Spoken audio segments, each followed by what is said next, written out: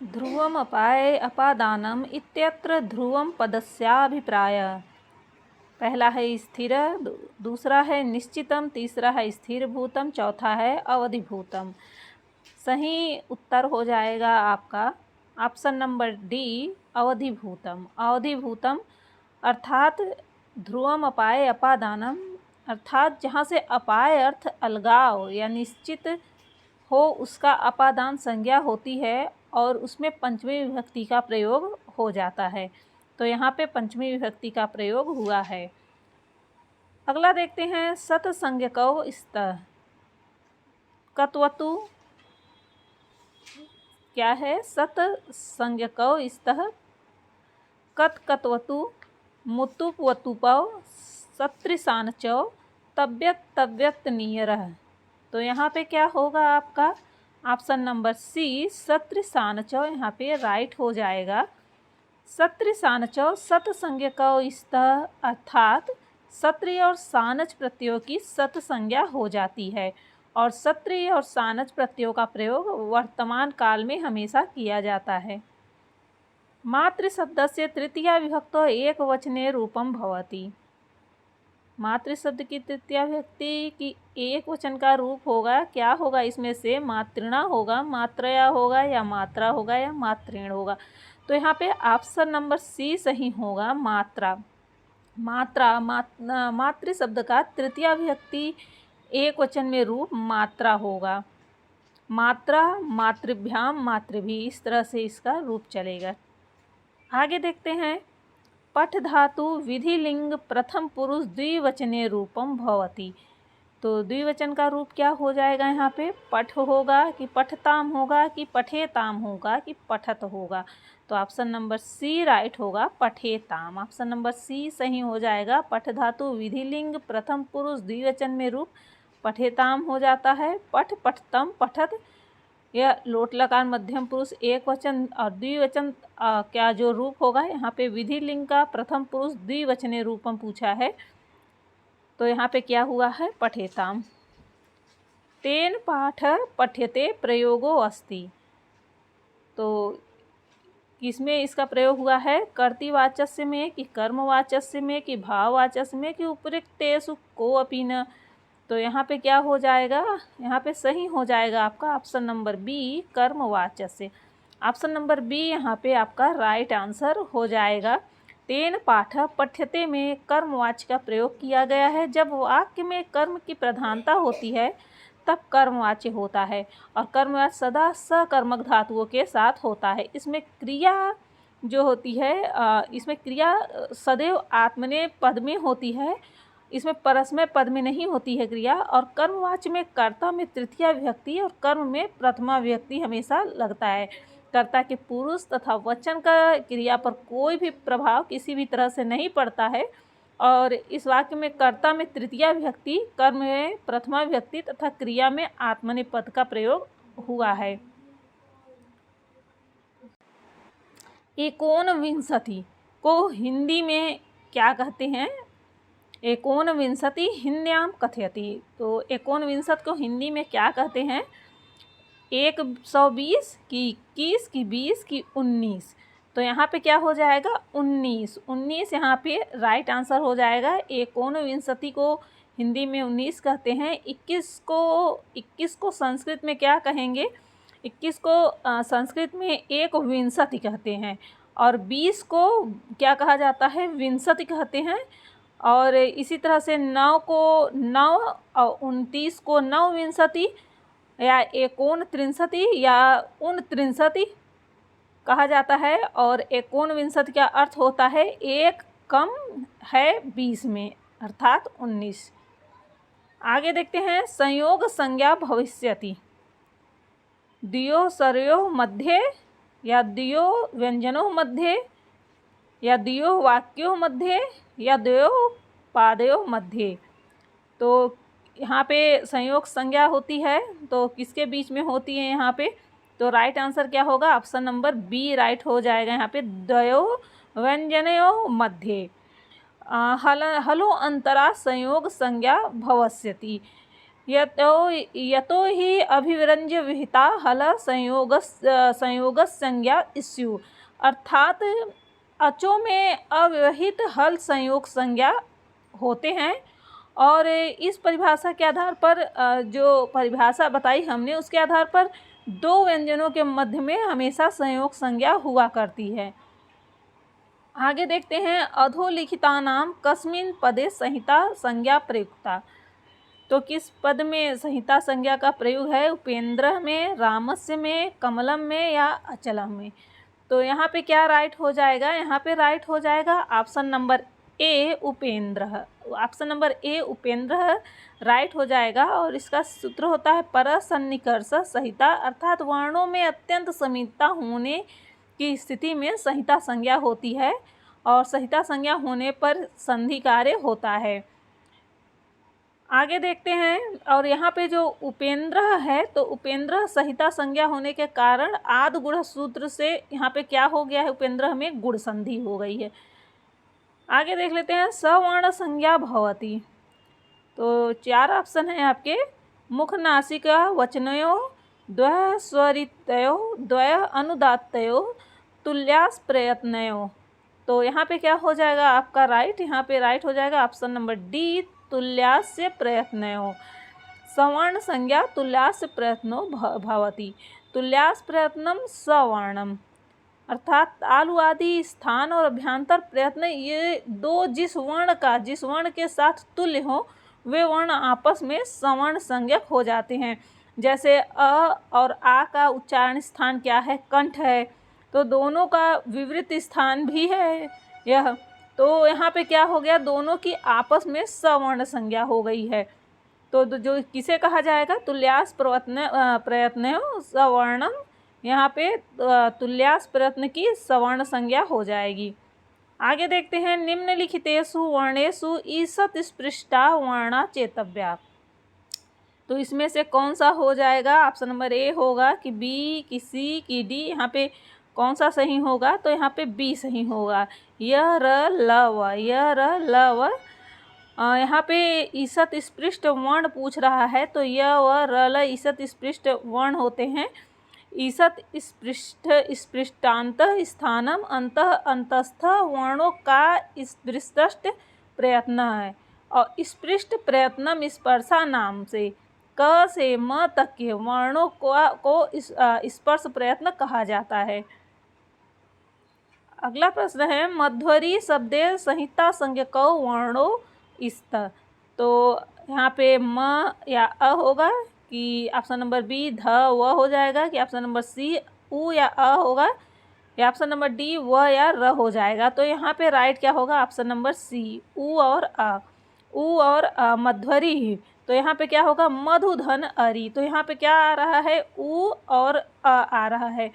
तो यहाँ पे मधुधन अरि, यहाँ शब्द में धकारोक्तवर्ती उ तथा अरि शब्द के अर्थात उ, जो उ और अ के मध्य संहिता है यहाँ पर। तो ये परसन्निकर्ष संहिता से दो वर्णों की अत्यंत समीपता, जो दो वर्ण हैं उसकी अत्यंत समीपता हो रही, इसे संहिता कहा जाता है। और संहिता एक परिस्थिति है, संहिता होने पर ही यहाँ पे संधि का कार्य हो रहा है। तो यहाँ पे क्या हो रहा है? किसमें हो रहा है ये? तो ये हो रहा है उ और अ में। मध्वरी में उ और अ जो आ रहा है इससे क्या हो रहा है? संहिता संज्ञा वर्णो स्त, इसमें अत्यंत समीपता है, इसलिए यहाँ पे संहिता संज्ञा हो रही है। आगे देख लेते हैं अजिभर व्यवहिता हल संति। तो यहाँ पे क्या हो जाएगा आपका? संयोग संज्ञा का, महाप्राण संज्ञा का, पद संज्ञा का या सवर्ण संज्ञा का। तो यहाँ पे क्या आपका सही आंसर हो जाएगा? ऑप्शन नंबर ए यहाँ पे राइट होगा। ऑप्शन नंबर ए संयोग संज्ञा का। ऑप्शन नंबर ए आपका यहाँ पे सही हो जाएगा। और इसका सूत्र है हलो अनंतरा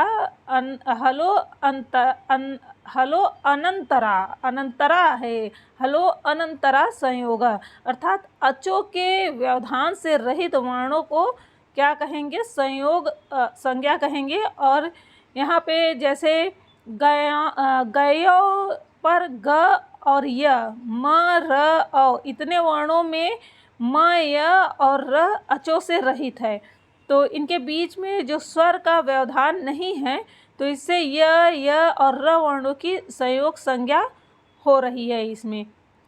आगे देख लेते हैं लघु सिद्धांत कौमुदी केन कृता। लघु सिद्धांत कौमुदी केन कृता, 4 ऑप्शन है। पाणिनिना, भट्टोजी दीक्षितेन, पतंजलिना और वरदराजेन। तो यहाँ पे क्या होगा सही? ऑप्शन नंबर डी यहाँ पे सही होगा, वरदराजेन। सर्वप्रथम महर्षि पाणिनि के द्वारा अष्टाध्यायी की रचना की गई थी और इसी को आधार मानकर भट्टोजी दीक्षित के द्वारा सिद्धांत कौमुदी की रचना की गई थी और बाद में छात्रों के लिए सुगम बनाने के लिए, उन्हें समझने के लिए भट्टोजी के परम शिष्य जो थे, भट्टोजी के जो परम शिष्य थे वरदराजाचार्य, इनके द्वारा लघु सिद्धांत नामक व्याकरण ग्रंथ की रचना की गई थी। आगे देखते हैं पाणिनीय शिक्षायां विसर्गस्य उच्चारण स्थानम अस्ति। तो यहाँ पे पाणिनि की शिक्षा के अनुसार विसर्ग उच्चारण स्थान क्या है? तो विसर्ग का उच्चारण स्थान क्या है? अकु विसर्जनीया नाम कंठ। तो ऑप्शन नंबर सी यहाँ पे सही हो जाएगा, कंठ। ऑप्शन नंबर सी सही हो जाएगा। अ, क वर्ग और ह और विसर्ग का उच्चारण स्थान क्या होता है? कंठ हो जाता है। इचु यसा नाम तालु, ऋतु रसा नाम मूर्धा। इस तरह से सबका एक सूत्र बना हुआ है। सर्वनाम स्थान संज्ञा का प्रत्यय कति? सप्त, चत्वार, नव या पंच। तो यहाँ पे क्या हो जाएगा? ऑप्शन नंबर डी, पंच। सर्वनाम संज्ञक प्रत्यय कितने होते हैं? तो 5 होते हैं। कौन कौन से होते हैं? सु, औ, जस, अम और औट। ये क्या होते हैं? ये होते हैं सर्वनाम संज्ञक प्रत्यय। आगे देखते हैं सवर्ण संज्ञा सूत्रम अस्ति। सवर्ण संज्ञा सूत्र कौन सा है? तो यहाँ पे राइट हो जाएगा क्या आपका? ऑप्शन नंबर सी, तुल्यास प्रयत्नम सवर्णम। ऑप्शन नंबर सी आपका सही हो जाएगा, तुल्यास प्रयत्नम सवर्णम। सवर्ण संज्ञा विधायक सूत्र है और अकः सवर्णे दीर्घ। अकः सवर्णे दीर्घ ये दीर्घ संधि विधायक सूत्र है। और यहाँ पे जो दिया हुआ है री वर्णयोर मिर्थ सावर्ण वाच्यम। तो ये वार्तिक से री और ली की सवर्णता ज्ञात होती है इसके द्वारा। आगे देखते हैं निषेध विकल्पयो संज्ञा। तो यहाँ पे 4 ऑप्शन है, उपधा, विभाषा, परिभाषा, प्रतिपदिकम। तो यहाँ पे क्या हो जाएगा? यहाँ पे हो जाएगा निषेध और विकल्प को क्या कहा जाएगा? कहा जाएगा विभाषा। विभाषा ऑप्शन नंबर यहाँ पे बी राइट हो जाएगा, विभाषा। निषेध और विकल्प को विभाषा कहा जाता है। अगला देख लेते हैं इदु दे द्विवचनम भवति। कौन इसमें से क्या होगा? प्रतिपदिकम हो जाएगा कि सुप हो जाएगा कि प्रगृहम हो जाएगा कि तद्धित हो जाएगा? तो यहाँ पे राइट आंसर हो जाएगा ऑप्शन नंबर सी, प्रगृहम। प्रगृहम, इदु दे द्विवचनम प्रगृहम। इस सूत्र के अनुसार इकारांत द्विवचन और उकारांत द्विवचन और एकारांत द्विवचन की प्रगृह संज्ञा होती है। जैसे हरि एतौ, इमु विष्णु इमो, गंगे अमु। इस तरह से यहाँ पे क्या हो गया है? यहाँ पे प्रगृह संज्ञा हो गई है। आगे देख लेते हैं प्रश्न अग्निचित इत्यत्र उपधा संज्ञा अस्ति। तो 4 ऑप्शन है, इत समुदायस्य, चित समुदायस्य, तवर्णस्य, ची वर्णस्य। तो यहाँ पे ऑप्शन नंबर आपका कौन सही होगा? ऑप्शन नंबर डी, ची वर्णस्य। ची वर्णस्य यहाँ पे राइट हो जाएगा। अग्निचित, इसमें ई वर्ण की उपधा संज्ञा हो गई है और यहाँ पे अलो अंत्यात पूर्व उपधा सूत्र से अंतिम अल प्रत्याहार से जो पूर्व वर्ण है उसकी उपधा संज्ञा हुई है। आगे देखते हैं अप्रयुक्त संज्ञा वर्तते। प्रत्ययस्य धातो प्रतिपदिकस्य या यस्य कस्यापि। तो यहाँ पे क्या हो जाएगा? Right answer option number A, प्रत्ययस्य।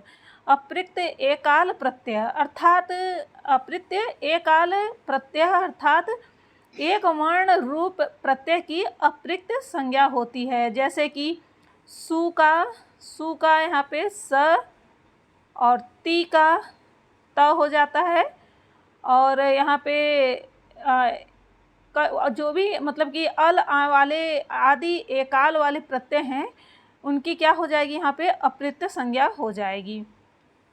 अगला देखते हैं, इष्टुत प्रकरणे कतिचित जना पदस्य संधि विच्छेद स्यात्। तो कतिचित जना पदस्य का संधि विच्छेद क्या हो जाएगा यहाँ पे, तो यहाँ पे हो जाएगा पहला होगा आपका सही कि दूसरा कि तीसरा कि चौथा। तो यहाँ पे सही क्या होगा, दूसरा। कतिचित जना, कतिचित धन जना। तो यहाँ पे क्या हुआ है आपका ऑप्शन नंबर कतिचित जना का ऑप्शन नंबर 2 हुआ है। और यह इष्टुत प्रकरणे कतिचित जना पदस्य संधि विच्छेदे क्या हो गया है, कतिचित जना हुआ है। ये किस सूत्र से हुआ है, तो इस्तो इश्चुना इश्चु सूत्र से हुआ है।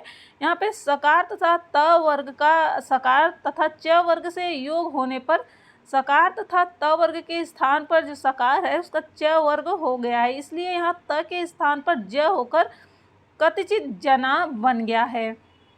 आगे देखते हैं, इष्टुना इष्टु सूत्रानुसारेण अधिष्ठाता पदस्य संधि विच्छेद अस्ति। तो किस पद में, अधिष्ठाता में पूछ रहा है। तो यहाँ पे ऑप्शन नंबर आपका सी सही हो जाएगा, अधिस धन ठाता।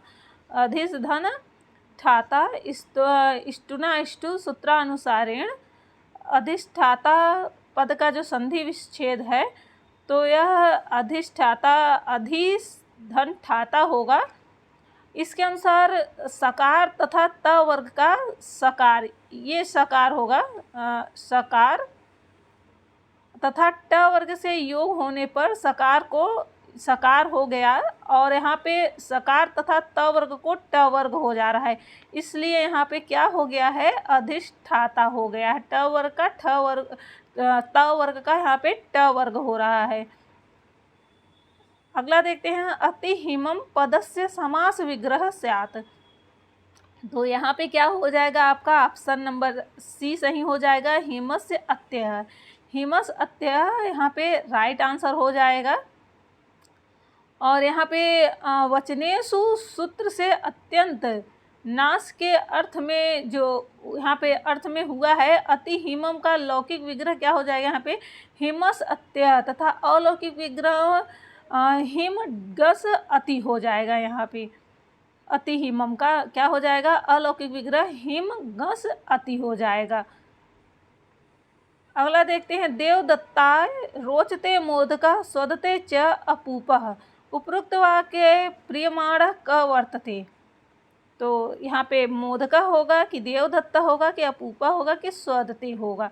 तो यहाँ पे राइट आंसर क्या हो जाएगा, यहाँ पे राइट आंसर हो जाएगा option number B Devdutta. Option number B Devdutta हो जाएगा। देवदत्ता रोचते मोदका स्वदते च अपूपः। इस वाक्य में प्रियमाण यानी प्रियमाण अर्थात प्रसन्न होने वाला जो देवदत्त है, और रुच्यर्था नाम प्रियमाण, इस सूत्र के आधार पर रुच धातु तथा इसके समानार्थक जो धातु के योग में प्रियमाण की संप्रदान संज्ञा हो गई है।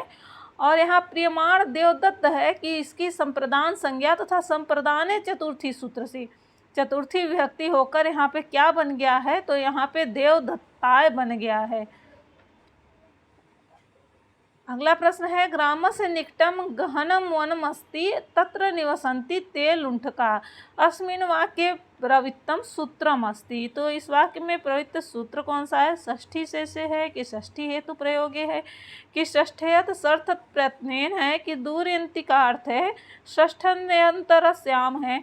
तो यहाँ पे क्या हो जाएगा, यहाँ पे हो जाएगा ऑप्शन नंबर डी दूरांति का अर्थ है, षष्ठन अनंतरस्याम हो जाएगा। यहाँ पे ग्रामस्य निकटम गहन वनम अस्ति तत्र निवसन्ति ते लुण्ठका। इस वाक्य में जो प्रवृत्त सूत्र है दूरांति का अर्थ है षष्ठ अंतरन्यासम, इससे जो दूर तथा अंतिक अर्थ वाले शब्दों के योग में क्या हो जाता है, यहाँ पे विकल्प से षष्ठी विभक्ति हो जाती है। तो यहाँ पे जो षष्ठी विभक्ति हुई है और पंच पक्ष में क्या हो गई है, पक्ष में यहाँ पे पंचमी विभक्ति हो गई है। जैसे दूरम निकटम ग्रामस्य ग्रामाद हुआ, इस तरह से यहाँ पे पंचमी विभक्ति यहाँ पे हो गई है। आगे देखते हैं, ब्रह्मचारी काष्ठ पीठे अधिसेते रेखांकित पदस्य शुद्ध रूपम अस्ति। तो यहाँ पे क्या हो जाएगा आपका, ऑप्शन नंबर बी राइट हो जाएगा, काष्ठ पीठम। ऑप्शन नंबर बी काष्ठ पीठम राइट हो जाएगा। और यहाँ पे ब्रह्मचारी काष्ठपीठम अधिसेते, क्योंकि यहाँ पे अधि सिंह स्था साम कर्म सूत्र के आधार पर यदि सिंह और स्था धातु के पहले अधि उपसर्ग हो तो क्रिया के आधार पे क्या हो जाएगी, यहाँ पे कर्म संज्ञा हो जाएगी। तो यहाँ पे क्या हो गया है, कर्म संज्ञा हो गया है। तो दोस्तों अगर वीडियो आपको पसंद आई हो तो लाइक और सब्सक्राइब जरूर कर लीजिएगा, जिससे नेक्स्ट वीडियो का नोटिफिकेशन मिल सके आपको। और जितने भी हमारे नए दोस्त आए हैं उनसे यही विनती है कि लाइक और सब्सक्राइब करना न भूलें, जिससे उन्हें आगे के भी क्वेश्चन मिलते रहें।